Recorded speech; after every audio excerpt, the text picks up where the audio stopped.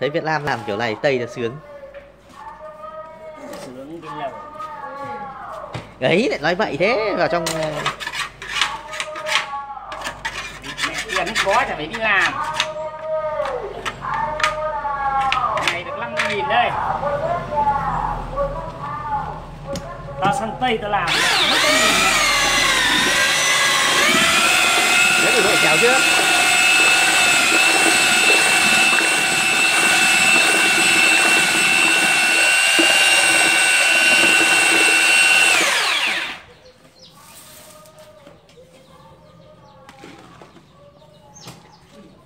Một xô đổ bạc nhiều. Chụp thép.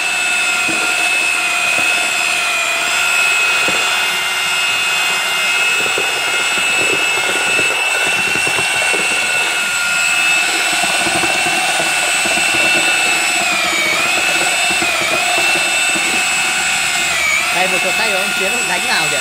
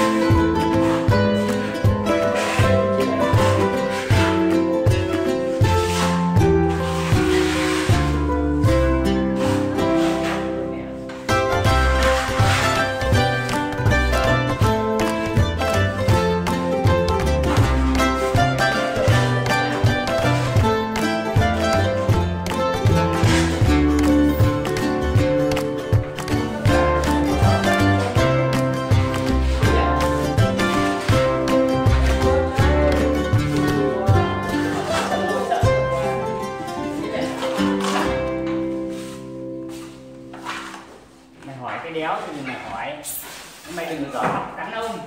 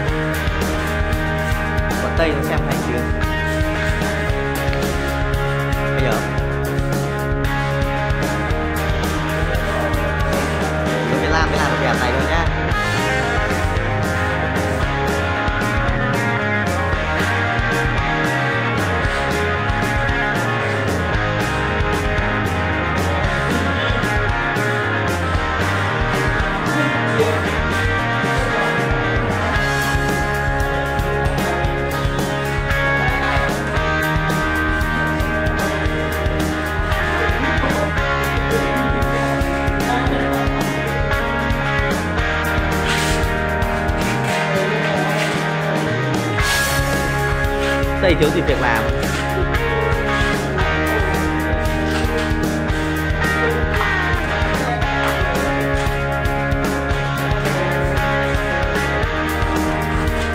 Ông Chiến sang đấy ăn cà phê đừng thì thôi rồi.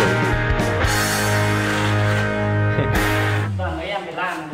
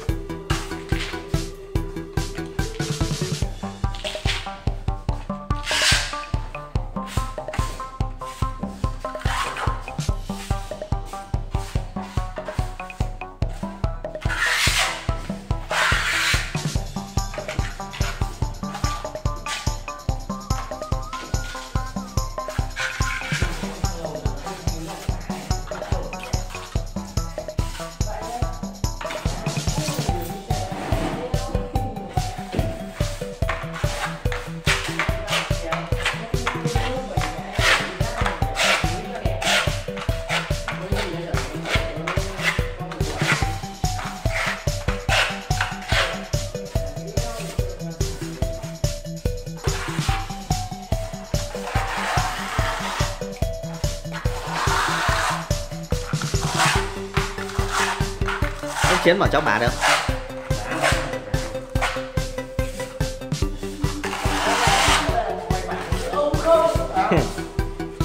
Đúng thế nhỉ. Mày đi làm sơn 30 năm rồi mày hỏi tao. Cháu á? Đi làm sơn ngày nào? Mày